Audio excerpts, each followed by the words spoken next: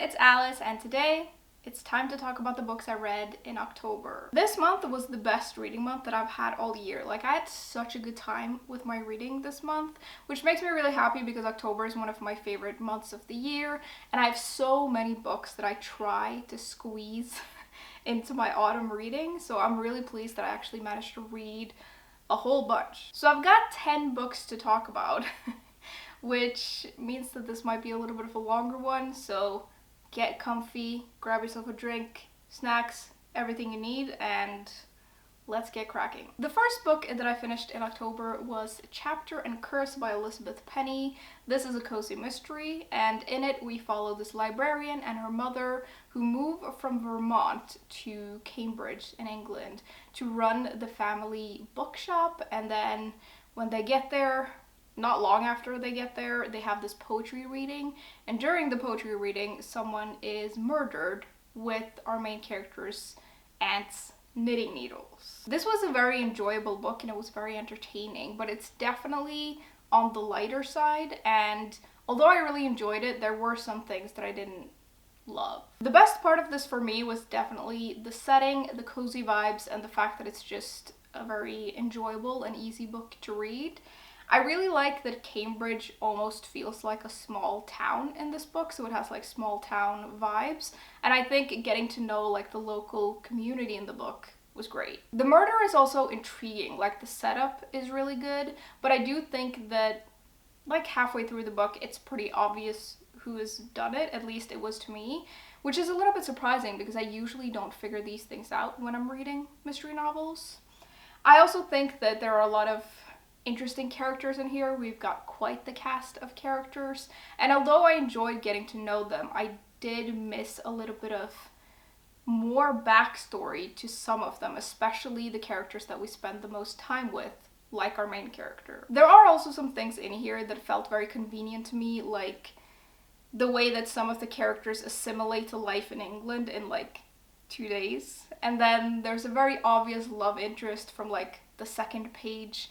And it's just very, very light, and even the parts that could potentially hold some darker parts or some more depth, we never really get into it. Now for me, I think that my favorite cozy mysteries are just a little bit like, there's a little bit more to them. There's a little bit more depth to the characters and the mystery, and there's a little bit more intrigue and tension, and there's like at least some hints of darkness, and this really doesn't have any of that.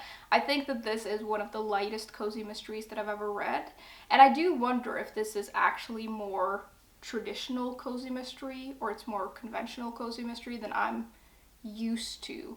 But I think that for me, I like my cozy mysteries to just have a little bit more to them. All of that being said though, this to me felt from the get-go like a very solid 3 out of 5 stars. I read it, I enjoyed it, it was entertaining, and it was fun and light, and I think that I'm gonna continue on with the series actually, because now I know what this series is and I know what to expect from it, so I can pick up the second book when I'm totally in the mood for that kind of book, and just something a little bit lighter and almost like a palate cleanser. The second book that I finished was a graphic novel. It was Garlic and the Witch by Bree Paulsen, and this is the sequel to Garlic and the Vampire. And in here we follow the same main character that we follow in the first book, and she's going on yet another adventure, and she's going through a bit of a transformation. The first book in the series is one of my favorite graphic novels, so I knew that I was going to enjoy this, and I did. It was great.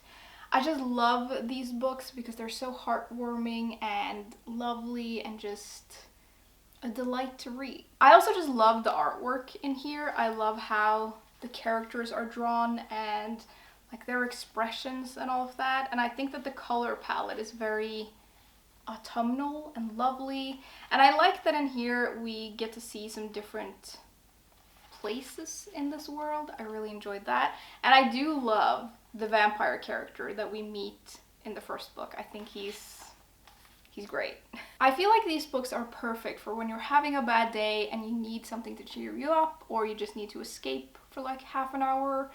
They are very light, but they're so sweet that they're just gonna make you all warm and fuzzy inside, and I loved them. 4 out of 5 stars. After that, I picked up In the Shadow Garden by Liz Parker, which is a contemporary fantasy novel. It's set in Kentucky in a small town, and we meet this family of witches, 3 generations of witches, in fact, and they are known in this town for their shadow garden, where they can grow all kinds of magical things. Now, in this town, there is also a famous distillery that can make this type of bourbon that can make you forget your worst memories. And there's a little bit of a mystery around that. There's a mystery around like how these 2 families are connected, and then there's a bigger mystery of what happened a summer 20 years ago when the entire town forgot like the entire summer, and obviously no one knows what happened because they all forgot, and there's like a huge mystery around that. I love a good story about witches and magic, so of course I was intrigued by this, and it was kind of exactly what I expected it to be. It was filled with magic, but it was definitely on the lighter side, I would say. One of my favorite things in here was definitely the small town setting. I love a good small town setting, and I love how it feels in this book. The whole vibe of this small town is just excellent. And then I do love all of the magic stuff. Like, I thought that was really intriguing, even though it isn't fully explained how it works in a way. And different people in here have different kinds of magic, and not all of it is fully explained. But a lot of it has to do with emotion. Like, the magic is tied up with emotion, which I thought was quite interesting because it's an interesting way of exploring different characters. And then we do talk quite a lot in this book about forgetting and memory, which I thought was interesting, and sort of that, do you want to remember or do you want to forget? Like, that's a huge theme in this book. I also like the sort of tension that's going on in here between the 2 main families and how that's tied into the magic and the memory thing, how that's explored. I thought that was really cool. I will say I didn't feel super connected with any of the characters while I was reading this, and now I can't really remember any of their names or what they were like, which is probably not great. And there is a bit of romance going on in here. 2 of our main characters that we're following have romantic interests in this book, and none of those really worked for me. One of them was super melodramatic, or at least it appeared very melodramatic to me, and then the other one moved way too fast. And although there is a reason for that, and it's sort of explained to us towards the end, the characters don't know this themselves. They don't know the reason why. And I can't quite get over the fact that they didn't question it more. Like, there was very little reflection around the fact that it was happening so fast. And I don't know about that. I will say though, I did read this book in 1 day. So it definitely has something very compulsive to it. And I think it's perfect if you want something witchy, light, and atmospheric. Like, it's great for that. And for me, this is a 3 out of 5 star read. I think if the characters were done a little bit better, it would have been a 4 out of 5 stars, because I think that the setup and the setting and like the magic and all of that is really intriguing, but I just had a little bit of a hard time with the characters. Continuing on with the witch books, I then picked up Magic Lessons by Alice Hoffman. This is historical fiction fantasy, and it's one of the prequels to Practical Magic. And in here, we meet the first Owen's witch in the 1600s, and she's the one who started the famous Owen's curse. If you've been on this channel a lot, you will know that I've mentioned this book several times, and I've been saying how much I've been looking forward to it, and that I feel like it's going to be my favorite out of the series, and I'm happy to say that I wasn't disappointed. It was great. The first thing that I really have to mention with this, and this is a thing that sticks with me from every book that I've read in the series, it's the writing. The way that Hoffman writes is just so freaking good. Like, I feel like she, in a way, she doesn't like write, she like weaves a story, and it's crazy how she does it. Like, the way that she brings time and place, and most importantly, people to life, it is so good, and it feels seamless and completely unforced, and it's just so good. Like, she is an amazing storyteller. As with the other books in the series, it did not take me long until I was fully invested in this, and I felt so immersed in the story. I think a lot of that has to do with the writing, but it also has something to do with the way that Hoffman writes characters. Like, it's so easy to like fall in love with them, and you feel like you know them from the minute you meet them. And we follow mostly Maria Owens, the one who cast the curse in this book, but we also meet her adoptive mother and her daughter, and I loved all of that. There's also just an atmosphere to these books that is just impeccable, and I think it works especially well in this book because of the historical setting and the way that it brings like time and place to life, and we get to see all of these different places, and all of it just feels so vivid and so real and just very atmospheric. Now, I will briefly mention that I do think that this is just a tad too long.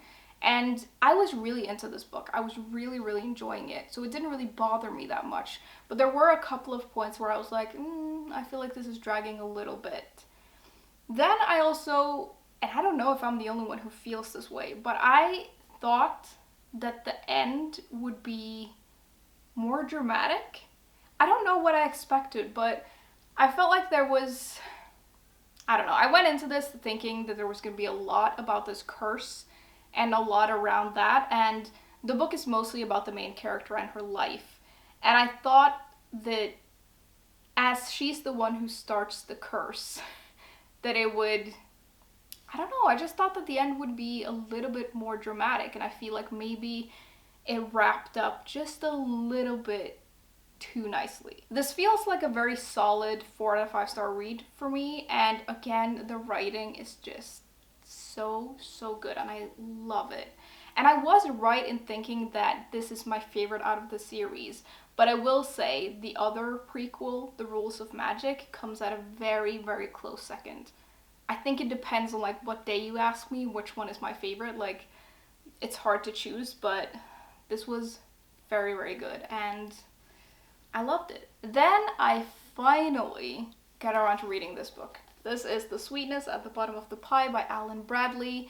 This is historical fiction mystery. It's set in the 1950s in England, and we follow this 11-year-old girl who loves chemistry and poisons, and in this she decides to investigate the case herself when she finds this dying man in the garden of the estate, and there's like a mystery around that. I've been told maybe about 1 million times that I need to read this book, so I'm happy that I finally did.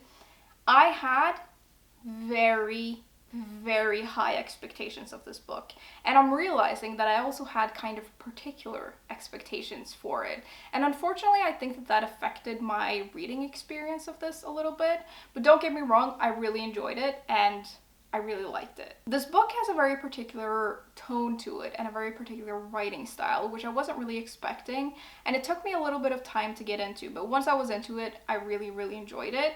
And I think that the way that this is written adds a lot to the story, and it makes it feel a little bit different from other books like this. I really liked the setting of this and the historical time period and how all of that is done, but the star of the show in this book is definitely the main character. She is clever and witty, and I really enjoyed following her trains of thought.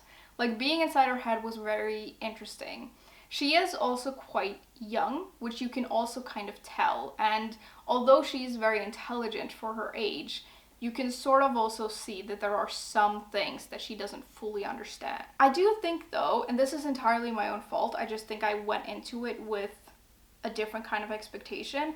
I thought that this would be a little bit darker and go a little bit deeper into it in a way. And I was a little bit surprised by how young it felt, which is maybe like a stupid thing to say because I knew that this was young adult or like middle grade, somewhere in between there. But sometimes you read books for people that age or in that like age bracket and it doesn't feel as young as this did to me. And I don't think that this is the fault of the book. I think this is my fault for going into it thinking it was something else. Now the mystery in here is also intriguing, and I really liked how it was done. I love the setup, like in the beginning. It was really, really cool.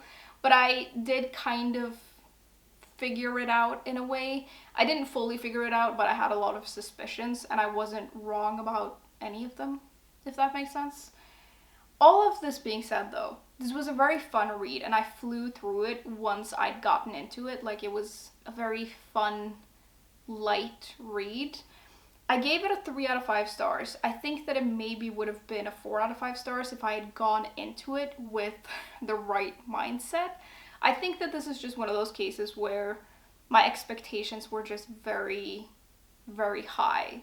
I will definitely be continuing on with the series though, and I'm really looking forward to reading the other books, because now I know what these books are like and I know a little bit more about what to expect, so I think that I will enjoy the other ones a lot. Next, I picked up another fantasy book. It was Payback the Witch by Lana Harper.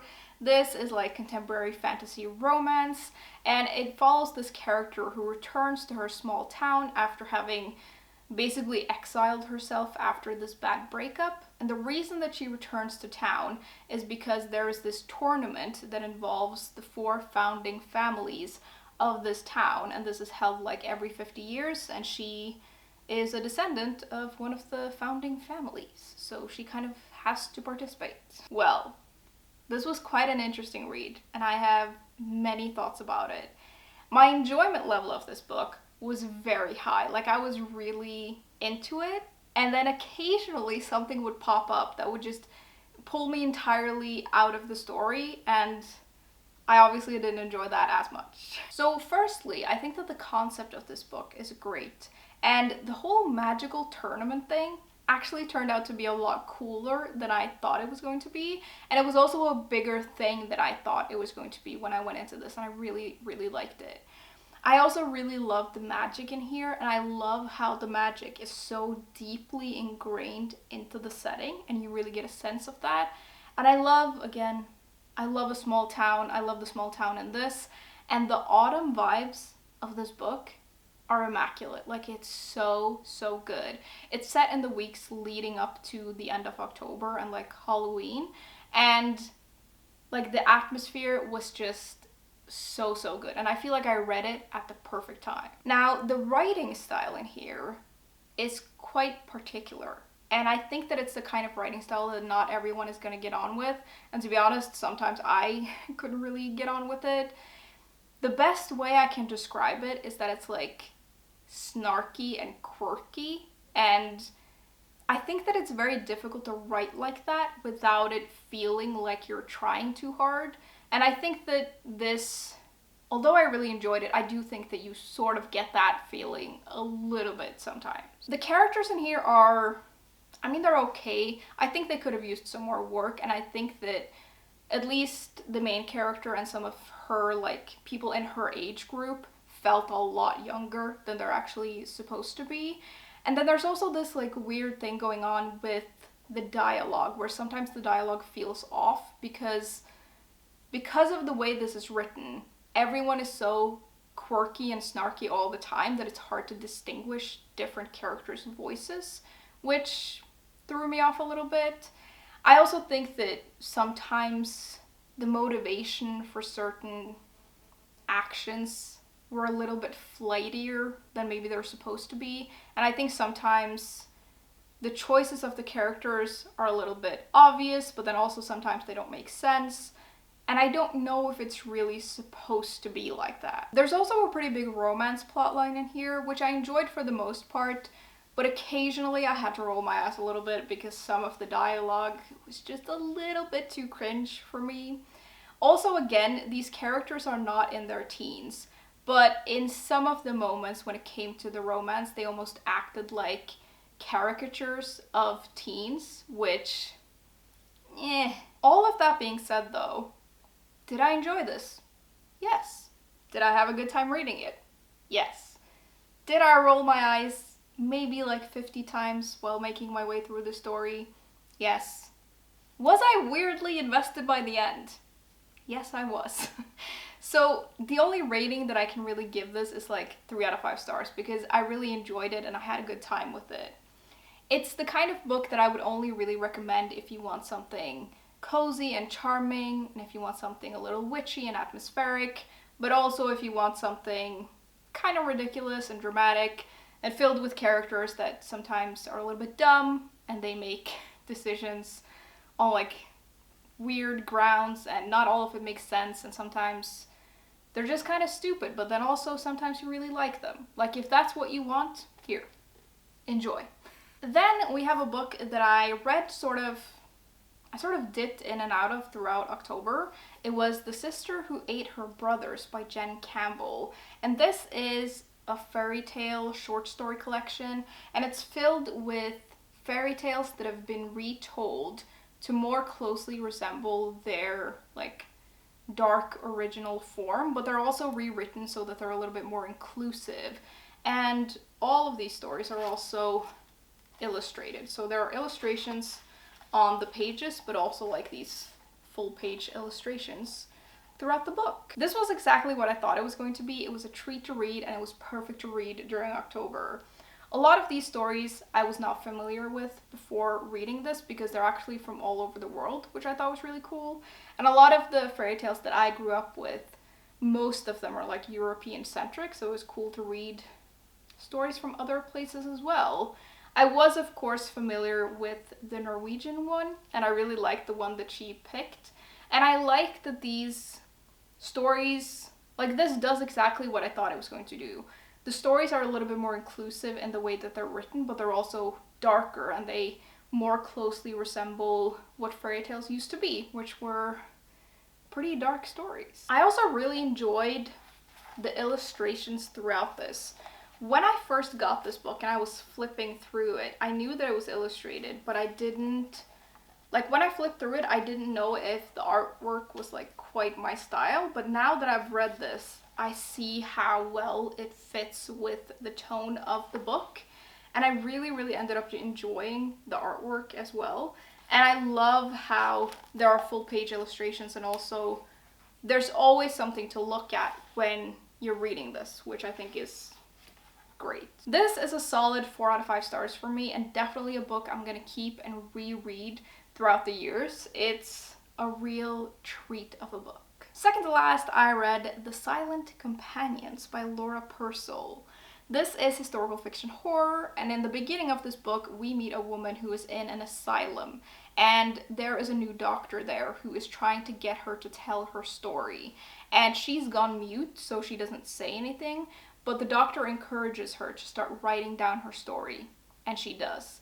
And she tells the story of her being, like she gets married, and within weeks of her getting married, her husband dies, and so she's a widow, and she's married sort of above her station in a way, and so she has to deal with this whole new class that she's in, and there's a lot of stuff. And there is, like, they decide to go to this house, which is her, like a part of her husband's estate. And they go to this house, and it's like kind of weird. The servants there have never really had any people in the house, and the townspeople hate this house. And her only friend, like the only friend of our main character, is the dead husband's cousin. And they end up in this house, and they get increasingly freaked out because they find these wooden companions in a locked room, and all of a sudden these companions just start popping up everywhere, and then people start dying. So I knew that this was horror when I picked it up, right? And I don't read a lot of horror because I am a scaredy cat and I get easily frightened, but this sounded like something that I might enjoy. And I was expecting to be a little bit spooked from it, but I did not expect that it was like genuinely going to frighten me in the way that it did. I will say I did make the mistake of finishing this really late at night, and I was just like alone in my dark apartment, and I was like, oh no. It was surprisingly really enjoyable though, and the vibes of this book and the atmosphere, it's really good. And I like how the story is so layered, and we get to see different timelines in a way. We get to learn about this house and sort of the origin of these companions. And I love the way that the house and the estate and the village nearby, like how all of that is done. It feels really dreary and foggy and dark and just very atmospheric. I also really like the buildup of tension in here, and you never quite know how far the story is going to go and how far it's going to take certain things. And especially like these companions, like when we get to the point where we see them, they're not that creepy really. Like they're creepy, but they're not horrible. And then it just builds and builds and builds, and I was really surprised by how far it took it. And oh, it was so creepy. And it was great though. Like the Victorian Gothic vibes in here are just immaculate, and the whole feeling of this book is just, it's like increasing in being unsettling. Like it's very unsettling, and it just gets worse and worse and worse. I will say though, like I mentioned, I am a scaredy cat and I don't read a lot of horror. And I can imagine that for people who do read a lot of horror, maybe this isn't that scary, but I would say that this is about as much horror as I can take. I have a pretty good imagination and I can picture things very easily, and so even reading stuff, it can really freak me out. And this is like, I'd say that this is in my like upper limit of how much horror I can deal with and actually enjoy. But I think maybe if you read a lot of horror, maybe it's not that scary, but I really liked it. And I liked a lot of the other stuff in this book as well, because there is other stuff going on and there are different characters that we're following, and I really like that. And there's a historical backdrop, and I really like books set in this time period. And I liked learning about the backstory of a lot of our characters. Like there's a lot more going on than just the horror, and I think that it was a very good package for me. It's not quite a 5-star read for me because there were a couple of things that I wish we'd learned a little bit more about and delved a little bit deeper into, but it's pretty close to a 5-star, and I'm a little bit surprised that I've read a horror book that I've liked this much. But it just felt perfectly balanced for me. It was spooky, and I would really recommend it if you want something gothic and a little bit scary, or a lot scary depending on how much scary stuff you can deal with. And I know that some people don't like the end, but I actually really liked the end. I thought it was perfectly like creepy and weird and just unsettling. Finally, we've made it to the last book that I finished in October. It was Ravenfall by Kalyn Josephson, and this is like middle grade paranormal / fantasy, and we follow this girl with magical abilities who lives in a magical inn in a magical town, and there is this boy who turns up at this inn after his parents have been murdered, and he has been told to go to this inn, so he goes there. And there's a little bit of a mystery around what has happened to his parents, but also a mystery around what has happened to his brother who has gone missing. So obviously this is a book that's geared towards quite young people, but I just wanted to read it. I just wanted something light and magical and kind of Halloween-y, just something quick and enjoyable.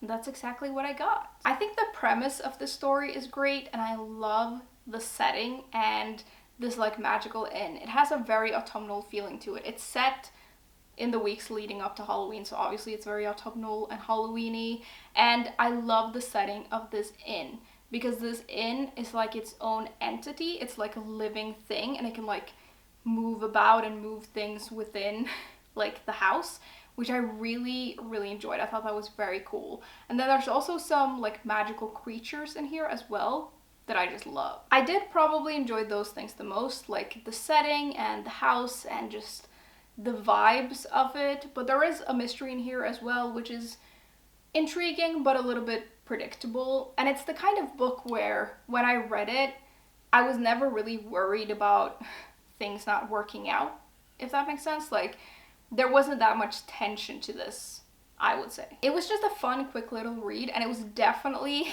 what I needed after having read The Silent Companions. Like, it was very nice to just read something light and not so serious, and it was just very sweet and cute. It's not a book that I think will really stick with me. And if you ask me in a couple of months, I probably will not remember much from this. But it was enjoyable while I read it, and I gave it a 3 out of 5 stars. Whoops, I lied. That wasn't the final book that I read. I've completely lost track of everything in this video. But I also finished this. This is The Masque of the Red Death by Edgar Allan Poe. And this is a classic short story collection, and it contains some of his most famous Gothic short stories. I've mentioned this before, but I've read a lot of Poe's work earlier. Like when I was in my teens, I had a phase where I tried to read everything by him that I could get my hands on. So some of these were rereads for me, and then some of them I don't think I've read before, or I've just forgotten them because it's quite some years ago since I was a teen. And yeah, some of these were rereads, some of them were new or new-ish. Really enjoyed it. I think my favorite thing about Poe is how gothic his stories feel and how dark they are, and I like that he was able to write a short story that feels, usually it feels like fully fleshed out, and it doesn't feel like you're missing anything, and there's like a whole vibe to his writing that I just love. I do think that sometimes he goes on a bit and it can drag a little bit, but for the most part, it's great. I don't know if I really have that much more to say about this. I gave it a 4 out of 5 stars. Perfect for this time of year. I'm pretty sure that was the last book, which means we've reached the end, and I just had such a good time with reading this month. I feel like I read a lot of enjoyable books and I just had a good time with it, which is great. The fact that I read this many books, though, also means that I'm only 2 books away from reaching my reading goal for the year, which was reading 52 books, which is very satisfying. I imagine November is going to be a little bit of a slower month, especially because I've started rereading The Secret History, which is one of my favorite books, and obviously I'm loving it, but it's a little bit of a chunky book, so it might take me a little bit of time to reread. And yeah, I'd love to know what you all have been reading the past month, what you're currently reading. If you have any reading plans for November, I'd love to hear about all of it. As always, thank you very much for hanging out with me today, and I will see you soon. Bye!